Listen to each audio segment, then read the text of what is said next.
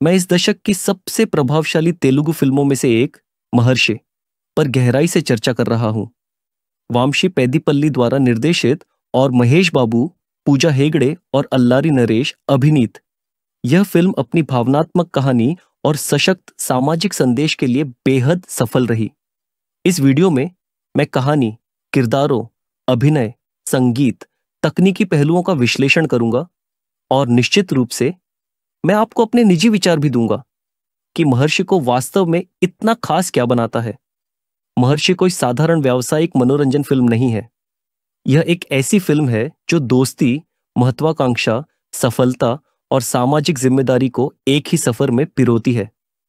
कहानी महेश बाबू द्वारा अभिनीत आर्षि से शुरू होती है। एक प्रतिभाशाली छात्र जो बड़े सपने देखता है और किसी भी कीमत पर शीर्ष पर पहुंचना चाहता है। उसका चरित्र हमें कॉलेज परिसर से कॉरपोरेट जगत और फिर वास्तविक समस्याओं से जूझ रहे एक गांव के बीचों बीच ले जाता है। आर्षि एक बेहद बुद्धिमान और बेहद प्रतिस्पर्धी छात्र है। वह नंबर 1 बनना चाहता है और मानता है कि सफलता ही सब कुछ है। इस चरण में फिल्म हमें हास्य, रोमांस, प्रतिस्पर्धी भावना और रवि, अल्लारी नरेश के साथ शुरुआती दोस्ती का एहसास कराती है। यही वह हिस्सा है जो पूरी कहानी का भावनात्मक आधार तैयार करता है। आर्षि कॉरपोरेट जगत की सीढ़ियां तेजी से चढ़ता है और अमेरिका की एक बड़ी कंपनी का सीईओ बन जाता है। वह शिखर पर पहुंचता है, लेकिन फिर भी खालीपन महसूस करता है। पूजा हेगड़े के किरदार के साथ उसका रिश्ता कहानी में कोमलता लाता है, लेकिन यहां मुख्य बात यह है कि सब कुछ हासिल करने के बाद भी आर्षि को अपने जीवन में कुछ कमी का एहसास होता है। एक महत्वपूर्ण मोड़ तब आता है जब आर्षि रवि से दोबारा मिलता है और किसानों के संघर्षों को देखता है। यही से फिल्म एक सामाजिक नाटक में बदल जाती है, जिसमें कर्ज, जमीन की समस्याएं, भावनात्मक संघर्ष और देश का पेट भरने वालों के लिए खड़े होने के महत्व जैसे मुद्दे दिखाए जाते हैं। इस फिल्म की वजह से वीकेंड फार्मिंग का कॉन्सेप्ट बेहद लोकप्रिय हुआ। एक सफल कॉरपोरेट सीईओ से एक सामाजिक रूप से जिम्मेदार नेता बनने तक आर्षि का सफर फिल्म की भावनात्मक रीढ़ है। महर्षि की कहानी किसी भव्य प्रवेश या नाटकीय एक्शन सीक्वेंस से नहीं, बल्कि एक विचार से शुरू होती है। यह विचार की सफलता कोई मंजिल नहीं, बल्कि जीवन का एक पड़ाव है जो हमें निरंतर आकार देता है। जब फिल्म शुरू होती है तो इसमें एक शांत तीव्रता, एक ऐसा लहजा होता है जो हमें तुरंत बता देता है कि यह कोई साधारण व्यावसायिक मनोरंजन नहीं है। यह अर्शी कुमार नाम के एक व्यक्ति की कहानी है जो मानता है कि जीवन एक दौड़ है जहां केवल सबसे तेज दौड़ने वाला ही जीवित रह सकता है और केवल शीर्ष पर खड़ा व्यक्ति ही सफलता को परिभाषित करने का अधिकार प्राप्त कर सकता है। लेकिन जैसे जैसे हम उसकी यात्रा का अनुसरण करना शुरू करते हैं, फिल्म धीरे धीरे यह उजागर करती है कि बिना जुड़ाव, रिश्तों और जिम्मेदारियों के सफलता उतनी ही अधूरी है जितनी बिना नींव के घर। यही वह भावनात्मक संघर्ष है जो महर्षि के पहले भाग को आगे बढ़ाता है और यहीं से पटकथा आर्षि के विकास के बीज बोना शुरू करती है। हम आर्षि को एक ऐसे व्यक्ति के रूप में देखते हैं जो अपनी पृष्ठभूमि का बोझ, अपने बचपन के दबाव, अपनी परवरिश के अकेलेपन और इस निरंतर याद को ढोता है कि महानता ही समाज द्वारा उस पर लगाई गई सीमाओं से मुक्ति पाने का एकमात्र रास्ता है। उसके पिता संघर्षपूर्ण जीवन जीते हैं, कड़ी मेहनत करते हैं, लेकिन आर्षि को वह आराम, सुरक्षा या पहचान नहीं दे पाते जिसका वह हकदार है। आर्षि दुनिया को पद, धन और प्रतिष्ठा के आधार पर लोगों के साथ अलग अलग व्यवहार करते हुए देखते हुए बड़ा होता है और धीरे धीरे यह उसका मूल विश्वास बन जाता है कि केवल सफलता ही उसे फिर कभी नीची निगाहों से देखने से बचा सकती है। यह विश्वास एक जुनून में बदल जाता है, लेकिन यह गर्व से नहीं बल्कि अस्तित्व के लिए होता है। वह ऊपर उठना चाहता है, शेखी बघारने के लिए नहीं, बल्कि इसलिए कि उसे लगता है कि दुनिया उसे तभी महत्व देगी जब वह उस ऊंचाई तक पहुंच जाएगा जहां कोई उसकी योग्यता पर सवाल न उठा सके। फिल्म खूबसूरती से दिखाती है कि महत्वाकांक्षा एक वरदान भी हो सकती है और बोझ भी। जहां दूसरे लोग वर्तमान में जीते हैं, वहीं आर्षि भविष्य में जी रहा है। कॉलेज के इसी दौर में आर्षि की मुलाकात रवि से होती है, जो एक दयालु, सरल लेकिन भावनात्मक रूप से समृद्ध युवक है और अर्शी के जीवन में सबसे महत्वपूर्ण लोगों में से एक बन जाता है। रवि एक ऐसा इंसान है जो उपलब्धियों से ज्यादा रिश्तों को महत्व देता है। ऐसा इंसान जो मानता है कि पदक जीतने से ज्यादा जरूरी है किसी दोस्त की मदद करना। उनके व्यक्तित्व एक दूसरे से बिल्कुल अलग है, फिर भी वे एक दूसरे के पूरक हैं, जैसे एक बड़ी तस्वीर के दो खोए हुए टुकड़े। उनकी दोस्ती महर्षि के पहले भाग की भावनात्मक धड़कन बन जाती है और फिल्म धीरे धीरे उनके रिश्ते को मजबूत करती है। यह दिखाती है कि कैसे आर्शी को रवि के जरिए एक तरह की गर्मजोशी और स्वीकृति का अनुभव होने लगता है जो उसे बचपन में कभी नहीं मिली थी।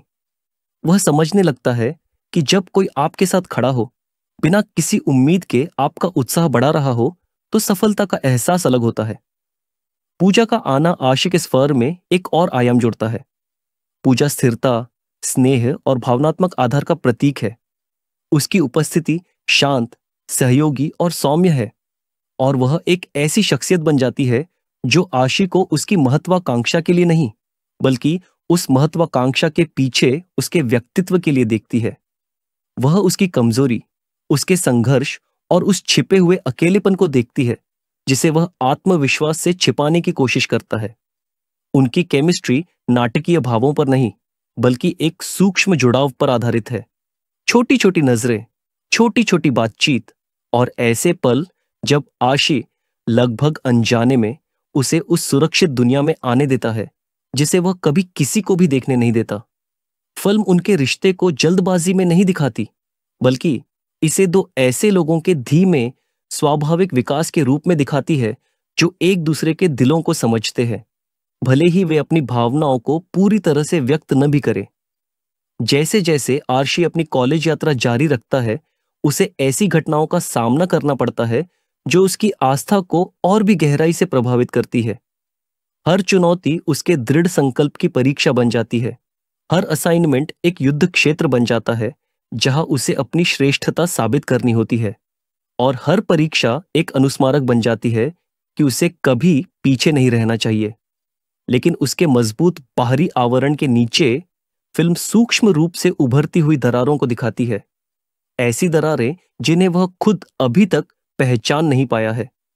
वह जीतने पर इतना केंद्रित हो जाता है कि अनजाने में ही उन लोगों को दूर कर देता है जो उसका साथ देते हैं। सफलता की उसकी भूख उसे अलग थलग करने लगती है, इसलिए नहीं कि वह लोगों को नापसंद करता है, बल्कि इसलिए कि उसे अकेलेपन से ज्यादा असफलता का डर है। आशी भविष्य की एक दृष्टि से प्रेरित है, लेकिन विडंबना यह है कि वही दृष्टि उसे वर्तमान से अंधा कर देती है। फिर भी इस तीव्र महत्वाकांक्षा के भीतर भी फिल्म कमजोरी के ऐसे पल बुनती है जो हमें याद दिलाते हैं कि आशी कोई मशीन नहीं है। जब वह सबके जाने के बाद कक्षा में अकेला बैठता है या जब वह निजी सवालों के जवाब देने से हिचकिचाता है, तो हमें एहसास होता है कि उसके तेज दिमाग के पीछे एक दिल छिपा है जो आहत, दबावग्रस्त और यह मानने के लिए तैयार किया गया है कि केवल शीर्ष पद ही उसे पहचान दे सकता है। यही भावनात्मक परतें महर्षि के पहले भाग को आकर्षक बनाती है। फिल्म सिर्फ एक हीरो नहीं दिखाती, यह एक ऐसे इंसान को दिखाती है जो अनुभवों से ढला है, असुरक्षाओं से गड़ा है, सपनों से मजबूत हुआ है और उन डरों से कमजोर है जिन्हें वह कभी खुलकर स्वीकार नहीं करता। रवि साउरशी की महत्वाकांक्षा और उसकी मानवता के बीच सेतु बन जाता है। उनकी बातचीत फिल्म के दार्शनिक अर्थ को उजागर करती है। क्या ज्यादा जरूरी है, जीतना या जीना? जीवन को क्या अर्थ देता है, सफलता या रिश्ते? रवि अर्शी को ऊपर उठते हुए देखता है, लेकिन उसे बहते हुए भी देखता है। वह चिंता करता है, सलाह देता है, सहारा देता है और चुपचाप अपने सबसे अच्छे दोस्त को एक बोझ ढोते हुए देखता है जो लगातार भारी होता जा रहा है। कॉलेज वाले हिस्से के कई दृश्यों में रवि अर्शी के लिए त्याग करता है, अपना समय, अपने अवसर और कभी कभी तो अपना आत्मसम्मान भी, क्योंकि वह मानता है कि आशी को एक बड़े मुकाम पर पहुंचने का मौका मिलना चाहिए। लेकिन अपने ही तूफान में फंसा आर्शे हमेशा इन त्यागों को पहचान नहीं पाता। वह जानबूझकर ऐसा नहीं करता, वह बस इतना नहीं जानता कि कैसे अपनी गति धीमी करके यह देख सके कि दूसरे उसके लिए क्या कर रहे हैं। फिर भी फिल्म यह सुनिश्चित करती है कि उनका रिश्ता गर्मजोशी भरा, स्वाभाविक और सहज बना रहे। वे साथ हंसते हैं, बहस करते हैं, चिढ़ाते हैं, एक दूसरे को चुनौती देते हैं और सच्ची दोस्ती के पल साझा करते हैं, जो हमें याद दिलाते हैं कि मानवीय रिश्ते कितने सार्थक हो सकते हैं। लेकिन इन खुशनुमा दृश्यों में भी भावनात्मक तनाव की एक अंतर्निहित धारा है, मानो कहानी हमें एक ऐसे भविष्य के लिए तैयार कर रही हो जहां उनके रास्ते अलग हो जाएंगे। जैसे जैसे कॉलेज का दौर आगे बढ़ता है, फिल्म धीरे धीरे अपना रुख बदलने लगती है। हमें दिखाती है कि आर्शी की महत्वाकांक्षा उसे नई ऊंचाइयों पर ले जा रही है, लेकिन साथ ही उन लोगों से नई दूरियां भी ला रही है जो मायने रखते हैं। वह प्रतियोगिताएं जीतने लगता है, प्रोफेसरों से सम्मान प्राप्त करता है और कैंपस में चर्चा का विषय बन जाता है। उसकी प्रतिष्ठा बढ़ती है और इसके साथ ही उसका यह विश्वास भी बढ़ता है कि वह दुनिया की अपेक्षा से कहीं ज्यादा ऊंचा उठने के लिए पैदा हुआ है। लेकिन इस ऊंचाई के साथ भावनात्मक संघर्ष सतह पर आने लगते हैं। पूजा के साथ उसका रिश्ता तनावपूर्ण हो जाता है, क्योंकि वह अक्सर स्नेह से ज्यादा काम को प्राथमिकता देता है। रवि के साथ उसकी दोस्ती में दरार तब आती है जब आर्शी के सर्वश्रेष्ठ बनने पर जोर देने के कारण गलतफहमियां पैदा होती है। ये भावनात्मक तनाव नाटक के लिए बड़ा चढ़ाकर नहीं दिखाए गए हैं। ये वास्तविक, विश्वसनीय और उन सभी के लिए प्रासंगिक है जिन्होंने किसी सपने का बहुत जोरदार पीछा किया है। महर्षि की खूबसूरती इस बात में है कि यह महत्वाकांक्षा को सशक्त और विनाशकारी दोनों रूपों में कैसे चित्रित करती है। यह दिखाती है कि कैसे सफलता किसी व्यक्ति को ऊंचा उठा सकती है, लेकिन उसे अलग थलग भी कर सकती। आरश्य कुमार को यूनाइटेड स्टेट्स ऑफ अमेरिका में स्थित एक सफल कंपनी ओरिजिन का चीफ एग्जीक्यूटिव ऑफिसर घोषित किया जाता है। वह अपनी मां को भारत से अपने साथ रहने के लिए ले आता है। उसकी सहकर्मी निधि उसे सरप्राइज देने के लिए एक पार्टी ऑर्गेनाइज करती है, जिसमें उसका बचपन का करीबी दोस्त कन्ना, जो उससे कुछ सालों से नहीं मिला था, उसके प्रोफेसर चंद्रशेखर और उसके कॉलेज के दोस्त शामिल होंगे। कहानी फ्लैशबैक में जाती है। 7 साल पहले आर्ष्य हैदराबाद में एक मिडिल क्लास न्यूक्लियर फैमिली से था। उसके पिता सत्यनारायण एक प्राइवेट कॉरपोरेशन में क्लर्क थे, जिनकी कम कमाई के कारण उन पर कर्ज हो गया था, जिसकी असफलता के कारण आशी के उनसे अच्छे संबंध नहीं थे। आशी ने विजाग में स्थित एक प्रतिष्ठित यूनिवर्सिटी IIET में पोस्ट ग्रेजुएशन पूरा करने के लिए एडमिशन लिया और इसलिए उसे वहां जाना पड़ा। आशी, उसका रूममेट रविशंकर और पूजा, ये सभी क्लासमेट थे और अच्छे दोस्त बन गए। रवि एक गरीब किसान का बेटा था, जिसकी अपने बेटे से मासूम उम्मीदों ने उसे प्रेरित किया और असल में उस पर अमेरिका में अच्छी कमाई वाली नौकरी पाने का दबाव डाला। उनका एक क्लासमेट अजय अर्शी से जलता था, क्योंकि अर्शी पढ़ाई में उससे आगे निकल गया था, जबकि पूजा ने अर्शी को अपने टिपिकल इंडियन जॉइंट फैमिली से मिलवाकर उसके प्रति अपनी भावनाएं व्यक्त की और उसे पॉजिटिव रिस्पॉन्स मिला। पहले सेमेस्टर की परीक्षाओं में रवि फेल हो गया, जबकि आशी ने पहली रैंक हासिल की। रवि तब निराश हो गया जब उसे परीक्षाओं में 2 बैकलॉग मिले, लेकिन अर्शी ने उसे खुद पर भरोसा रखने और अपने पिता से प्रेरणा लेने के लिए प्रोत्साहित किया, लेकिन इससे निराश न होने के लिए कहा। कैंपस प्लेसमेंट के दौरान रवि को एक अच्छी नौकरी मिल गई, जिससे उसके पिता, गर्लफ्रेंड पल्लवी और पल्लवी के पिता, जो रवि के पिता के अच्छे दोस्त थे, बहुत खुश हुए। पूजा ने इन्फोसिस में नौकरी छोड़ दी ताकि वह आर्शी के साथ US में रह सके, क्योंकि आर्शी ने अपने AI ऑपरेटिंग सिस्टम आइडिया के लिए ओरिजिन को एक ऑफर दिया था, जिसे स्वीकार कर लिया गया था। जैसे ही आर्शी कॉलेज लाइफ की आरामदायक दुनिया से बाहर निकलता है, फिल्म का टोन धीरे धीरे बदलने लगता है। वह कैंपस जो कभी दोस्ती, कंपटीशन, हंसी और सपनों का एक गर्मजोशी भरा माहौल लगता था, धीरे धीरे बैकग्राउंड में चला जाता है और उसकी जगह एडल्टहुड की कठोर, तेज तर्रार, अप्रत्याशित दुनिया ले लेती है। यह बदलाव ग्लैमरस नहीं है।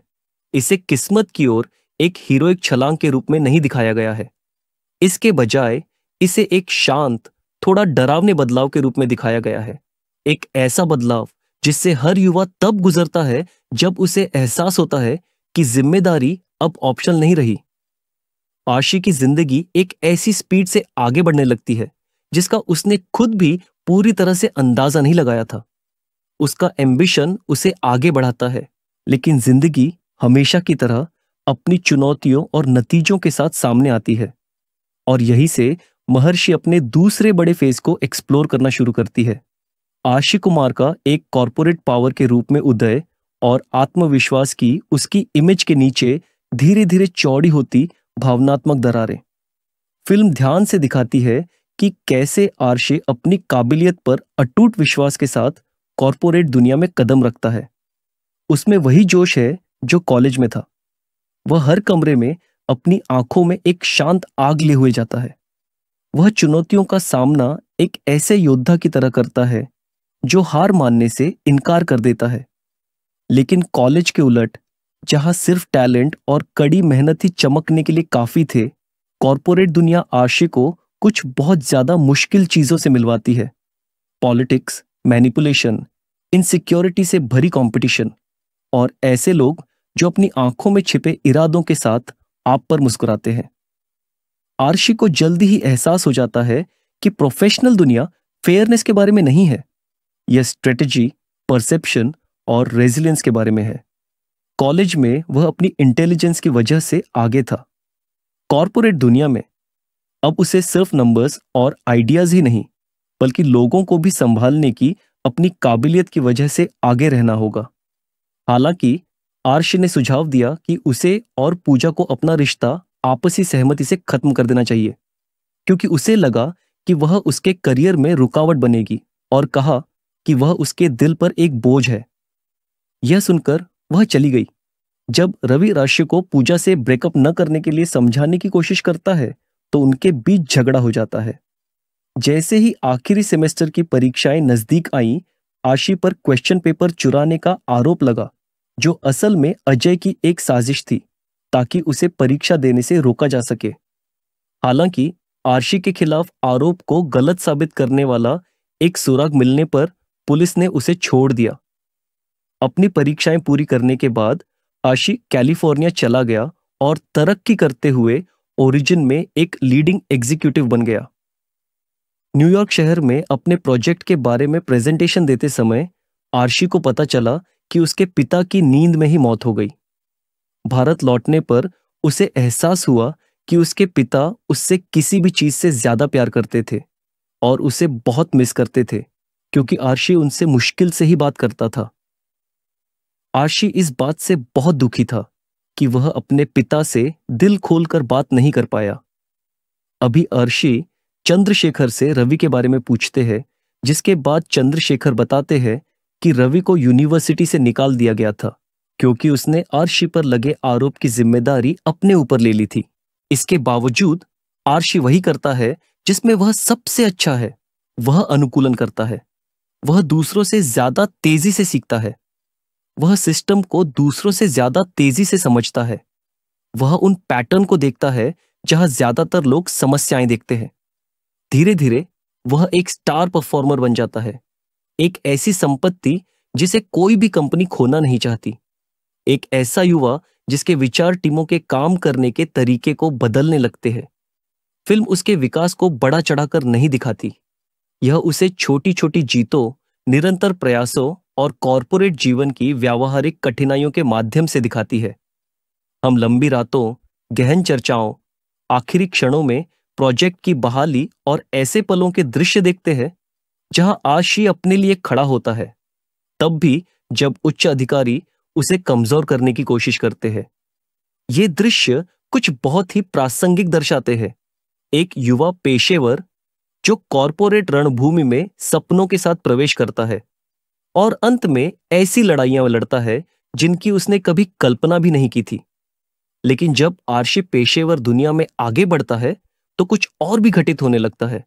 उसके निजी जीवन का धीरे धीरे लगभग अदृश्य रूप से बिखराव, रवि के साथ उसकी दोस्ती, जो कभी मजबूत और स्वाभाविक थी, दूरी और गलतफहमी से ग्रस्त होने लगती है। इसलिए नहीं कि आरशी को परवाह नहीं है, बल्कि इसलिए कि उसकी महत्वाकांक्षा उसकी अपेक्षा से ज्यादा समय, ज्यादा ध्यान और ज्यादा ध्यान मांगती है। वह छोटे छोटे पलों को गंवाने लगता है, भावनात्मक संकेतों को नजरअंदाज करता है और अनजाने में उन लोगों को चोट पहुंचाता है जो कभी उसके सबसे करीब थे। रवि जुड़े रहने की कोशिश करता है, दोस्ती को जिंदा रखने की कोशिश करता है, लेकिन जिंदगी उन्हें ऐसे अलग कर देती है जैसे वे दोनों नहीं चाहते थे। उनकी कॉल छोटी हो जाती है, उनकी बातचीत ज्यादा औपचारिक हो जाती है। वो सहजता जो वे कभी साझा करते थे, अब दुर्लभ हो जाती है और अनजाने में ही आरशी अपने जीवन के सबसे महत्वपूर्ण लोगों में से एक को खोने लगता है। पूजा भी आरशी के उत्थान का एक मूक शिकार बन जाती है। जो एक मधुर, कोमल रिश्ता था, वह पृष्ठभूमि में फीके पड़ने लगता है। वह उसे समझना चाहती है, उसका साथ देना चाहती है, लेकिन आरशी की जिंदगी की तेजी से घटती दिनचर्या में ढलना उसके लिए मुश्किल हो जाता है। उनके साथ बिताए छोटे छोटे रोमांटिक पल यादें बन जाते हैं।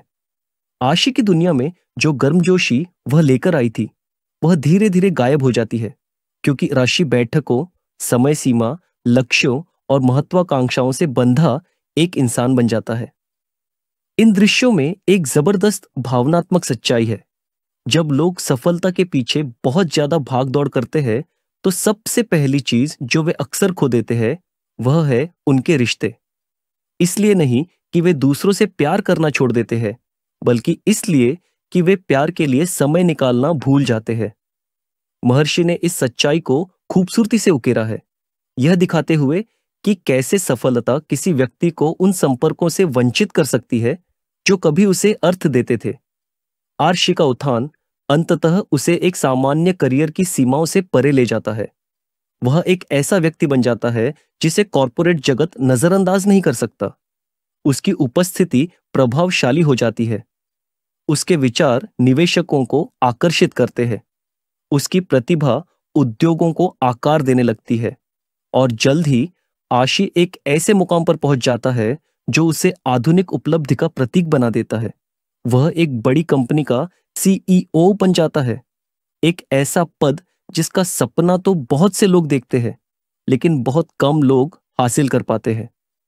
फिल्म इस पल को भव्यता के साथ दिखाती है, लेकिन एक अजीब खालीपन के साथ भी। आशी दुनिया के शीर्ष पर खड़ा है, लेकिन उसकी आंखों में खुशी से कहीं ज्यादा जटिल कुछ झलकता है। गर्व है, हाँ, संतुष्टि है, हाँ, लेकिन एक अकेलापन भी है, एक खामोशी भी है, मानो वह किसी ऐसे शिखर पर खड़ा हो जहां कोई और उस तक नहीं पहुंच सकता। अमेरिकी कॉरपोरेट परिवेश में आशी के दृश्य विरोधाभास दिखाने के लिए डिजाइन किए गए हैं। विशाल कार्यालय स्थान, आकर्षक डिजाइन, व्यस्त टीमें, उच्च स्तरीय बैठकें, सब कुछ शक्तिशाली, ठंडा और दूर दूर तक नजर आता है। कभी उसके कॉलेज परिसर को छूने वाली धूप की जगह अब कृत्रिम रोशनी और कांच के प्रतिबिंबों ने ले ली है। कैमरा आरशी को एक ऐसे व्यक्ति के रूप में दिखाता है जिसके पास सब कुछ है, फिर भी वह चुपचाप कुछ खो रहा है जिसे वह पूरी तरह से पहचान नहीं पा रहा है। उसे हर दिन बड़े फैसले लेने होते हैं, लेकिन छोटे छोटे पलों को साझा करने वाला कोई नहीं है। उसे हजारों लोगों का सम्मान मिलता है, लेकिन